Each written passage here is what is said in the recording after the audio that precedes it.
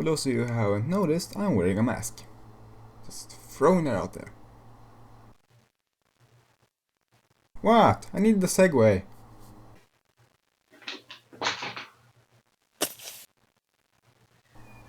Top 10 mask characters!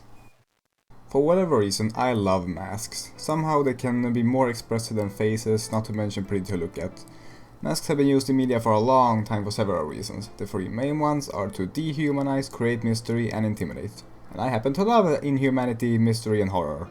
There are the less impressive examples like the stormtroopers in Star Wars. The masks makes them less human, meaning we are completely okay with seeing our heroes kill them in cold blood. In this case, the masks are only used to justify brutal murder. But we're not here to focus on that. We're here to focus on the Hannibals, the Spawns, the Scarecrows, the ones whose masks are part of the reasons why they are so awesome. Here are the rules for this list. I'll be judging a character by personality, appearance, abilities, all that usual stuff. And of course I'll judge their masks and how well they hide their identity. If, that is, they are trying to do that. Which most are. In order to be qualified, a character can be from any fictional media. A movie, a game, a comic, anything. And finally, their mask must cover enough of their face, at least this much. So, sorry Sly, I have to put you somewhere else. You'll be loved by the millions and great at your task, but no one will see who is under the mask. Mirak. You all know that I love Minecraft, but you know what game I also love? Skyrim. I won't list the reasons why, since that's the reason why I'm here today, and you probably already know them. But one of the reasons are all the wonderful characters you meet, and most likely kill. And then reanimate and kill again. And eat what's left. However, I have noticed that the Elder Scrolls series has trouble making good villains. That's why this guy is all the way down in number 10. Still, he's pretty neat. So what makes him neat? Well, this. You didn't think that you were the only one. He was the first. Dragonborn. Go ahead, tell me that doesn't get you hyped. We both know you're lying. Seeing how Skyrim kept telling us how powerful and important the Dragonborn is, knowing that I wasn't the only one got me really pumped up. Finally, someone who couldn't just sneeze away. Someone who could actually be my rival. And after the disappointing battle with Alduin, that was very welcome. And Mirak isn't just Dragonborn, he's the first. Not only that, but he's also the ex-champion of my favorite Daedra, good old Hermaeus Mora. My word is as true as fate, as inevitable as destiny. I want to hear that voice reading me a bedtime story. Anyway, what makes Mirak a cool villain is simply the build-up. Throughout the questline of the Dragonborn DLC, we learn just how strong he is. He can control minds, suck out dragon souls with much greater ease than you can, and even tame dragons. He also has a badass look, and a badass voice. This realm is beyond. You have no power here. He also has a kind of interesting backstory. Of course, you have to care enough to look it up if you want the full story. Which I do. But what makes Mirak bad?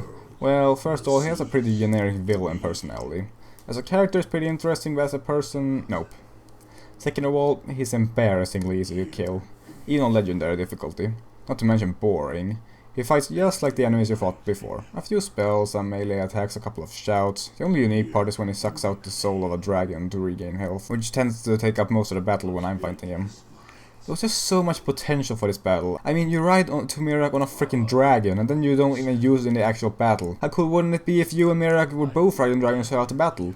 Well, it would be cool if dragon riding didn't suck, but still. Or why not make shouting a vital part of the battle?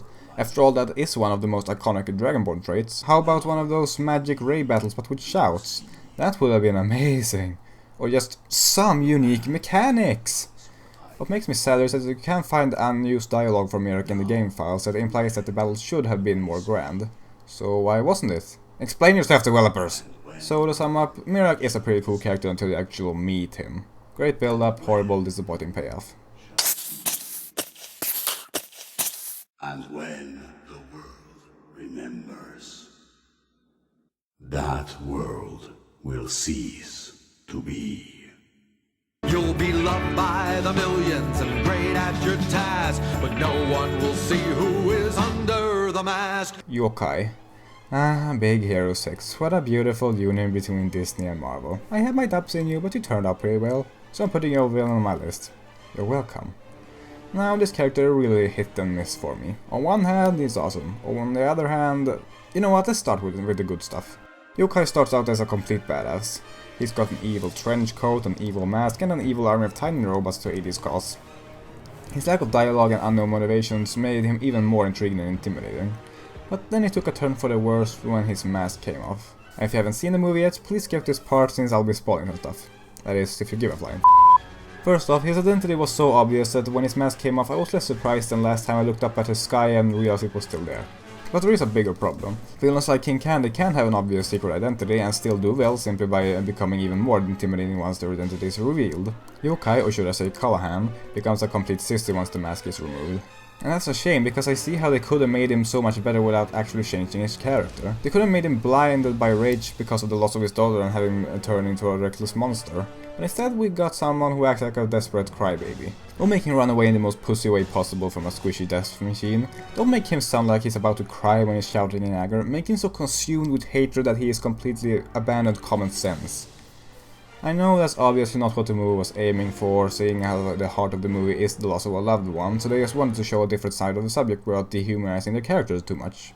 So I understand why they made Callahan this way, and I know that making him my way wouldn't have been good for the movie, but it would have been good for this list. So therefore I'm giving him plus points for everything before his mask comes off, and everything after only gives him minus points. You'll be loved by the millions and great at your task, but no one will see who is under the mask. Bane. Now I'm talking the Dark Knight version here, not comic Bane. The reason why is simply because I haven't read any comics with him.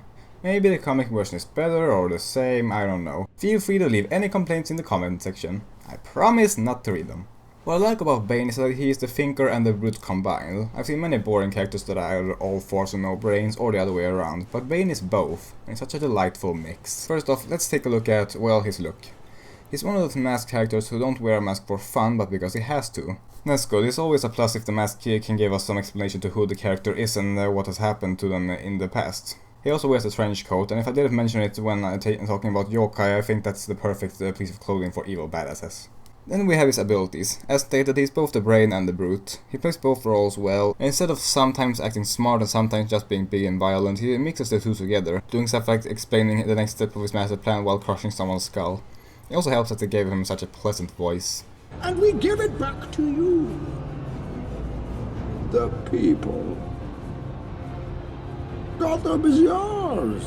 It's so oddly soothing when he calmly talks with that voice while beating the crap out of Batman. However, he is of course not flawless. My biggest problem with him is that he's just a pawn of another villain, and his motivation isn't that interesting either. But aside from that, he's an enjoyable villain. I'm in charge. Do you feel in charge? You'll be loved by the millions and great at your task, but no one will see who is under the mask. Darth Vader. How could I possibly ignore one of the most iconic villains or movie characters ever? In fact, do we even need to say anything about him? All you already know him and why he's so good.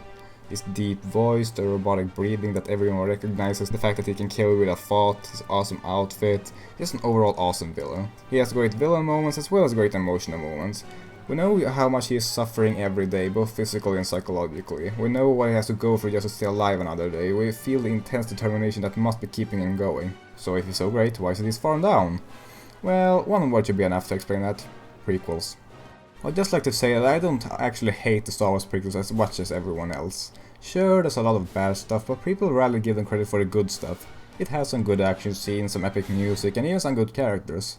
For instance, I like the performance of Obi-Wan. I really saw a younger version of the same character, not trying to imitate the character. And the Emperor went from being one of the least interesting characters to one of the highlights.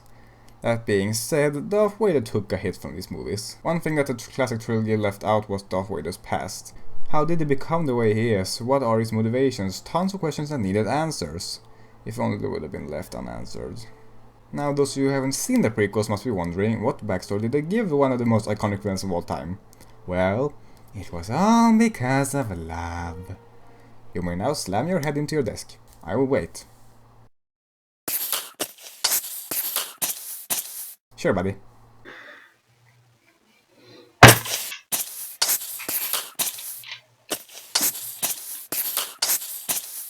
Oh my god, I'm so sorry, that was a lot harder than I intended to. Look, I'll fix you up later, but for now let's just finish the video. I'll hold you like this. Is this good? Just stick with it for now. Well, I'll fix you later, like I said. I mean, could they have chosen something more cliché? What's worse is that they don't even execute it well. I never cared about the relationship between Anakin and his wife. The dialogue is sure is as forced as it is cheesy.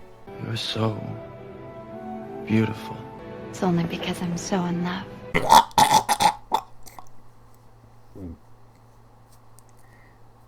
Yeah, the whole prequel served to successfully drag down Darth Vader on this list. However, it wasn't all bad. I actually think that Hayden Christensen made a pretty decent performance as Anakin. You're so beautiful. Yeah, but you try putting effort into your acting when saying lines like that. I mean that I think he does well when shutting up. Just look at how evil he can glare at you. That look alone earns him some plus points. It looks like he's about to kill a bunch of children. Oh, right. Well, I'll give us a plus points for that. Partly because of how evil it is, and partly because I find satisfaction in Death of Little Children. You'll be loved by the millions and great at your task, but no one will see who is under the mask. Pyro. Yes, he's finally being mentioned in one of my videos. The guy who people keep comparing me with. Why are you guys doing that? We don't even have the same mask. Still, I guess I'm flattered since he's such a wonderful character.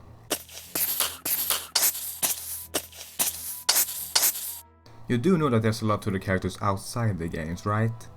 While I do love a good game of Team Fortress 2, something I also love is the lore. The animated shorts, the comics, all that good stuff. If they make a Team Fortress 2 movie, I will squeal in a way so fanboyish that not even a hamster high on helium can replicate it. But let's focus on Pyro. There isn't much depth to him, but there isn't supposed to be. The heart of his character is that we know very little about him, so needless to say, that gives him plus points for hiding his identity. We don't even know what gender he is. I'm just referring to him as male because that's what it sounds like to me. What we do know about him is that he is, ironically, the friendliest of the mercs. His mind is twisted around to the point that he thinks fire is good and burning people alive makes him happy. He has this childlike innocence to him that really doesn't fit what he does, but it makes him so lovable. Talking any more about him will probably spoil fun gags in the comics, and if you haven't read them and you like Team Fortress 2, I suggest you do. You'll be loved by the millions and great at your task, but no one will see who is under the mask. V for Vendetta didn't make much sense to me. Maybe it's because I didn't read the comics, but it felt like it made a ton of strange decisions. For instance, why did they make the big bad government, something that people complain about daily, so unrelatable by creating this non-existent evil organization in a non-existent world? I don't get it. What message is the movie trying to send? If it creates an evil government, doesn't it technically say that the government we have isn't evil? I feel like the movie is anti-government, so why would they do this? What I do get though is that V is awesome. When I first watched the movie, this was a scene that made me realize I would love him. Who is but the form following the function of what, and what I am is a man in a mask. Well, I can see that. Of course you can.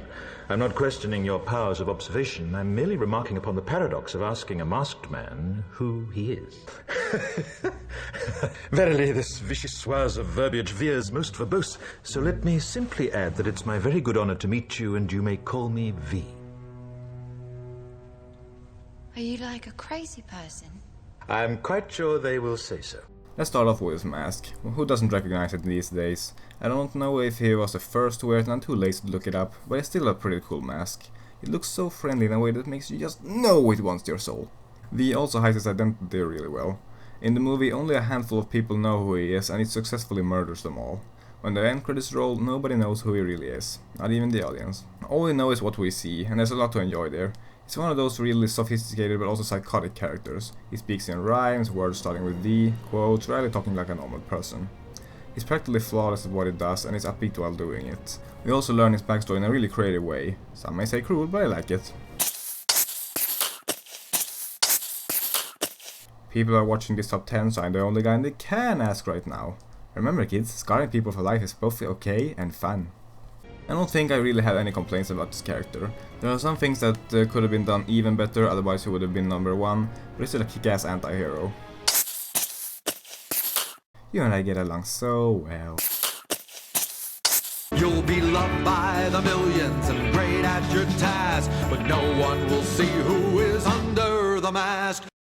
I'm not sure if this character should really be on the list since it isn't really a masked character. Just a mask.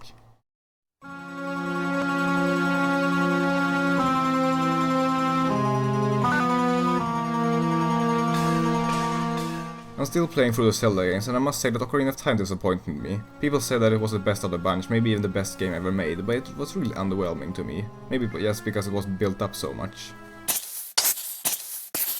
Are you just making up your own words?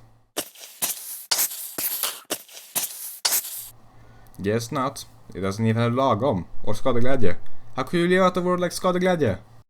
So I wasn't exactly convinced when people praised Majora's Mask for how amazing, dark and twisted it was. But unlike Ocarina of Time, it kept what the community promised. I might get a chance to talk about the game as a whole later, but for now let's just focus on the main antagonist. What makes Majora such a brilliant villain is that it lacks most traits that a villain should have. It has no motivation, no emotion and no real personality. These are usually flaws, but if Majora had these things it wouldn't be as good. The reason it's such a threatening and intimidating villain is that when you get down to it, it's just a mask. It has no emotion because it's a mask. It has no motivation because it's a mask. This makes it feel less like a character and more like a force of nature. A force that you cannot stop. I mean, it tries to bring down the most scary looking moon to ever exist and destroy the world. How are you supposed to fight the moon? All it knows is destruction. It has no real purpose to it, it just wants to watch the world burn. Most Zelda villains don't want to destroy the world, only rule it, and that requires much more complex schemes. In Majora's case, on the other hand, it's as simple as crush big thing with other big thing, and this makes it harder to stop. The mask design is also really nice. The spikes, the color pattern, and of course the evil eyes. It's as if they stare right through your soul. Finally, the boss battle. It's a little weird to me that a villain like this should even have boss battle, but you know what's even weirder? The boss battle. I don't want to spoil it for anyone, but it's just so bizarre. The music, Majora's behavior, it's almost surreal. It's a terrifying and mysterious villain that fits the overall feeling of the game perfectly. You'll be loved by the millions and great at your task, but no one will see who is under the mask. Rorschach. Want to know what I like even more than almost flawless anti-heroes? Flawed anti-heroes. There's no doubt that Rorschach is a badass, but unlike characters like V, he can make mistakes. I was not expecting to see a character like him find himself in a situation where he actually panics, not knowing what to do. No, no, no, no! Walked right into it. Stupid, stupid, stupid! And while V doesn't seem very emotionally affected by his past, Rorschach is a wreck. Broken, traumatized, everything about him tells you that something very bad has happened to him that has twisted his views. And his views are indeed really twisted. He has an incredibly black and white view of good and evil, and he believes evil must be destroyed at all costs. Take me in! No! No!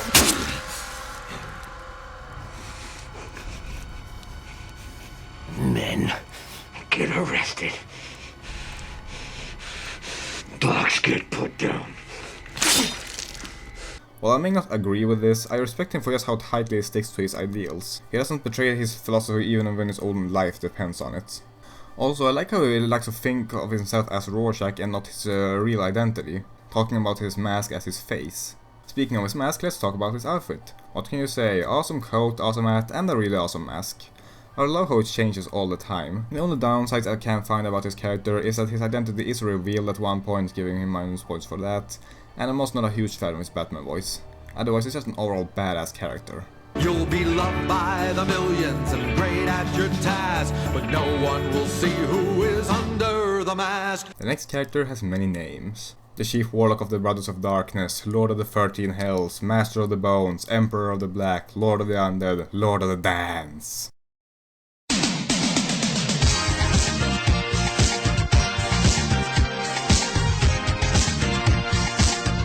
I don't read a lot of webcomics. In fact, Looking for Group is the only one I can think of at the moment, but it's still amazing. However, it wouldn't be much without a fan favorite, Richard the Warlock. Have you ever played an RPG and gotten so powerful that you just run around burning down villages and killing people in the funniest way possible? That's the best way to describe Richard. In fact, he could very well be the villain of the comic, but instead he's just a comic relief. And he's a good one. His dark sense of humor always gets me. Let's start off with his outfit. Well, it's just like an evil warlock should. Especially like his pointy shoulder guards. Oh, and I guess I should mention his mask. It's a piece of cloth covering the lower half of his face, nothing impressive. In fact, maybe it's a bit of a stretch to even put him on the list, but I'm doing it anyway. Because it's my list and I make the rules, as well as the loopholes. Somehow, Richard has all his magic without really being overpowered. Mostly because he usually doesn't want to use his powers when it would be convenient for the story. He only wants to use it for selfish reasons. This leads to some fun scenarios where the heroes have to compromise with him in order to get him to help them. Sometimes there are even situations when he's facing powers greater than his own, reminding us that he can't fix everything. But despite how evil he may be and how many babies he may have eaten, he's still very likable. He has an aura of innocence similar to Pyro's, something a character like him should have an even harder time achieving since he knows what he does hurts people. I think the reason his character works is because he doesn't really show cruelty or sadism when he does his evil deeds, despite clearly being a sadist, but instead showing childlike joy. Killing is just friendly fun to him, he just can't take it as seriously as others. He's also highly creative in what he does, and it's always fun to see him pillage and murder. He's really unpredictable and acts mostly on impulse. In fact, that's why he's even in the comics. By all rights, he should just kill the other heroes and walk away, but he follows them around for no other reason than because he thinks it's fun. And despite all that, he also has a soft side. Very rarely he does act out of pure kindness, but only when making sure no one is there to see it. And that can be really cute at times. Also, he's not just a comic relief and a deus ex machina to save the heroes through his amazing powers, he also has some depth to him. There's a side plot about how he's trying to figure out who he really was before becoming an undead warlock, and it's pretty interesting. Well, what else is there to say but... For Pony! You'll be loved by the millions and great at your task, but no one will see who is under the mask. Remember that Valentine's Day card I made? Yeah, that one. Tell me, what are you if you drown? That's right, so if you drown in a pool, then what are you? Correct. Now remove 2 words.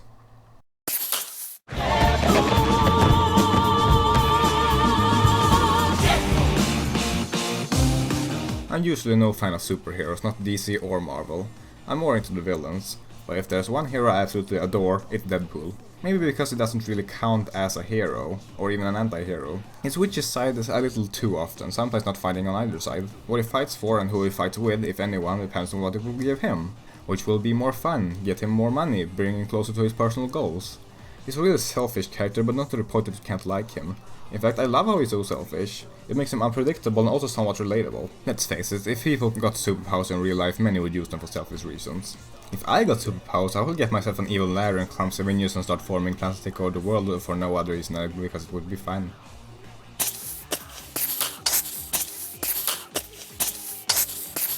Then I'd still be taller than you.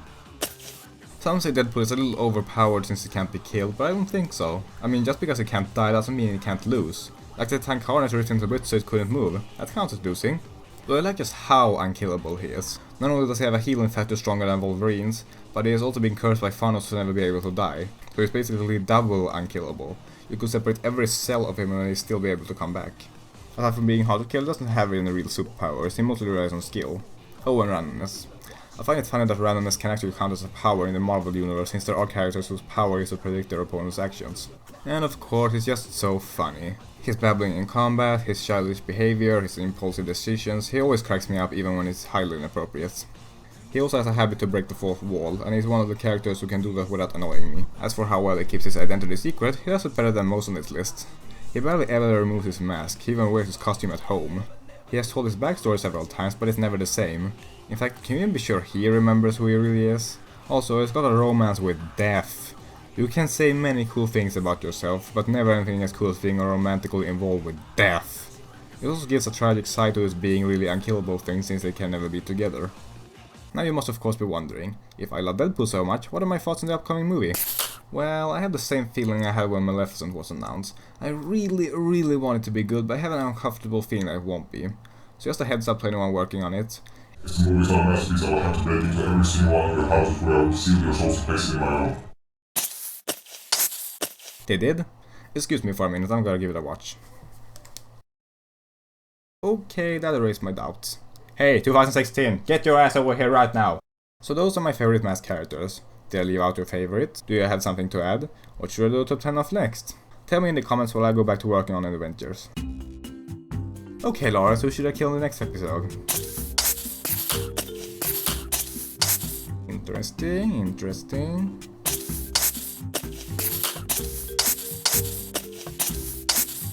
I know you do, but I don't bring back dead characters if I don't think it benefits the story. And Boom coming back won't benefit the story. Look, I'm sorry about that, but I'm not bringing Boom back.